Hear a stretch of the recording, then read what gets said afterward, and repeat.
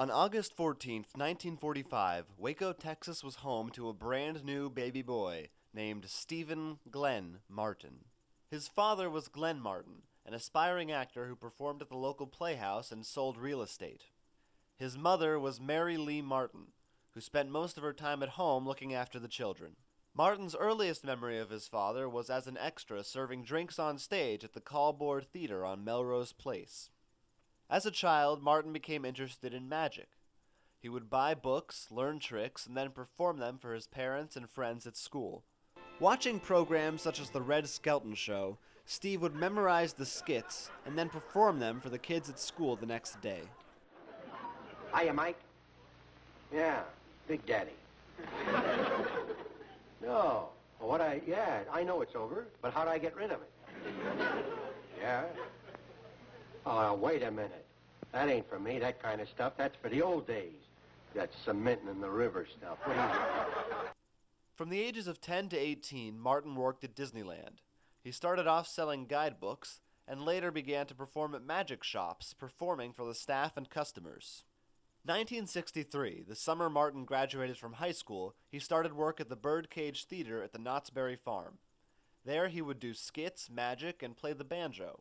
He called these years basic training, doing 4 shows a day, 5 days a week. Around the same time was when Martin started playing the banjo for an audience. He was a self-taught banjo player, having taught himself to play at a slow speed until he got the notes and eventually learned an entire album.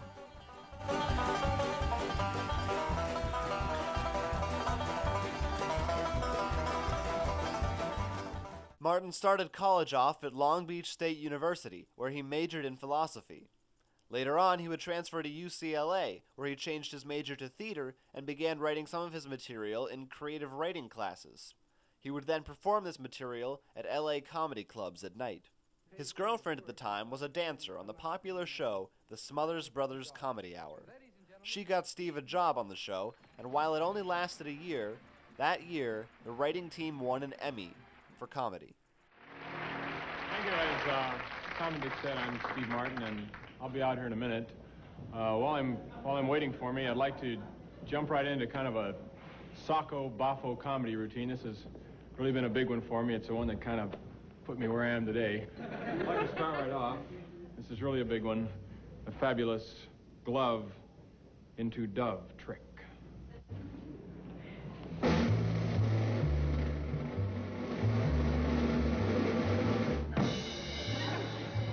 The napkin trick.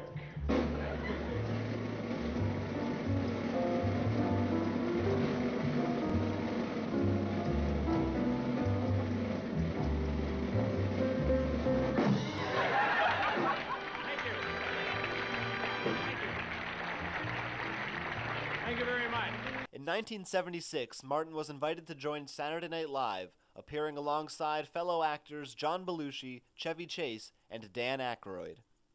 Later that year, he was awarded an HBO special and made numerous appearances on The Tonight Show. However, being a guest on The Tonight Show did not go smoothly for Martin.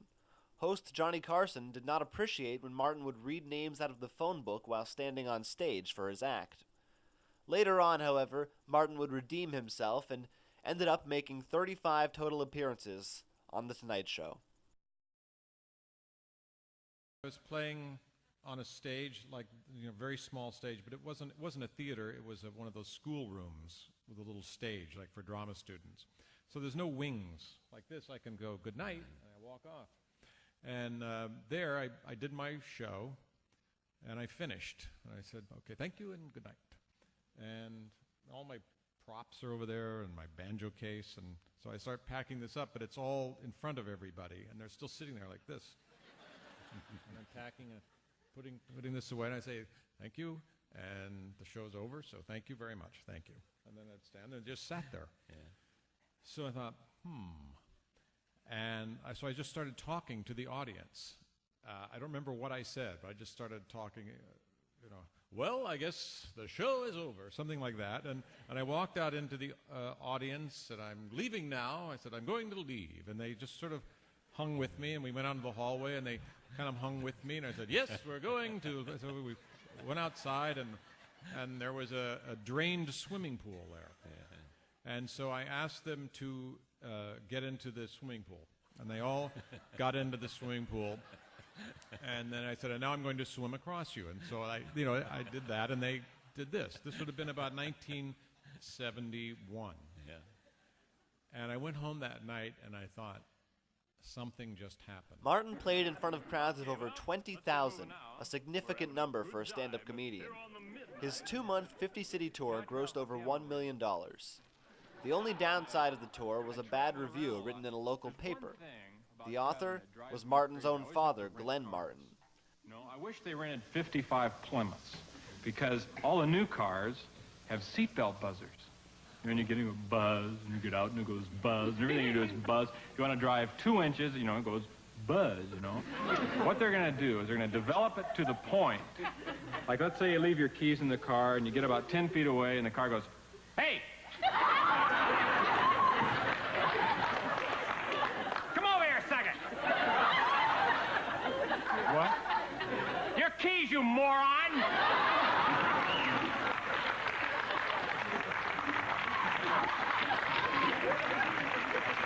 Eventually, Martin no longer enjoyed doing his stand-up shows, as the huge crowds that the small-time events would draw turned into massive productions, where the audience would say his jokes before he could get a chance to.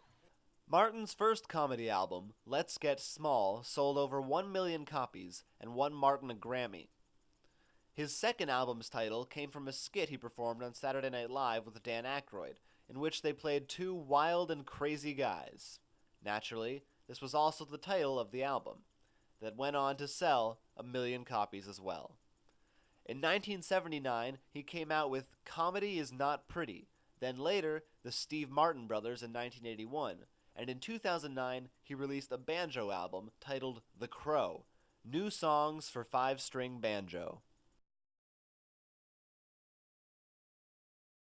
Martin's first movie was an Oscar-nominated short film titled The Absent-Minded Waiter, in which he was the star and writer. 6 martinis and your lard omelet. A lard omelet? I didn't want a lard omelet. Well, you better make up your mind. Allow me. He then made his feature-length debut in the film Sgt. Pepper's Lonely Hearts Club Band, starring Peter Frampton and the Bee Gees. His next movie was The Jerk, in which he incorporated much of his stand-up act. This movie was written by Martin, and the movie grossed over $100 million.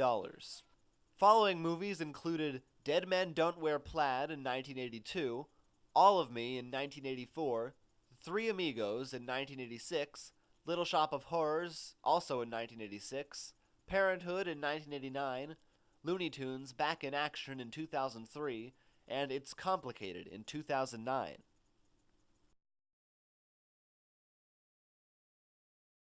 Martin updated Carl Sternheim's 1910 farce The Underpants, about a man whose wife's underpants will not stay up, for an off-Broadway production. Martin's play Picasso at the Lapin Agile was an intellectual comedy, concerning a meeting between a young Picasso and a young Einstein, which drew together all of Steve's main interests, philosophy, art, science, and magic. It opened at the Steppenwolf in Chicago, and, a great success, would move on to New York and L.A. The play was pulled from LeGrand High School in LeGrand, Oregon, in March 2009, following a parent-led petition of 137 names opposed to the staging of the play. The petitioners objected to some of the adult themes and content, in response to which Martin wrote that the students knew that the questionable behavior, sometimes evident in the play, is not endorsed. In his letter to the LeGrand Observer, he compared the characterization that the play is about people drinking in bars and treating women as sex objects to characterizing Shakespeare's Hamlet as being about a castle. Martin has responded to the banning of the play at LeGrand High School with an offer to underwrite a separate production at an alternate location, stating that he does not wish the play to acquire a reputation it does not deserve. It's definitely not appropriate for children to be reading, let alone performing. There's too many scenes where the children put themselves in compromisable circumstances or talk about times where they were compromising standards. Martin has won a number of awards throughout his career, including an Emmy in 1969 for the Smothers Brothers Comedy Hour, multiple Grammys for his comedy and bluegrass albums, the Mark Twain Prize for American Humor, and the Disney Legend Award. Today, while Martin continues to produce and star in hit movies, he focuses mostly on his banjo playing and bluegrass music. Pretty good tune. That's good enough.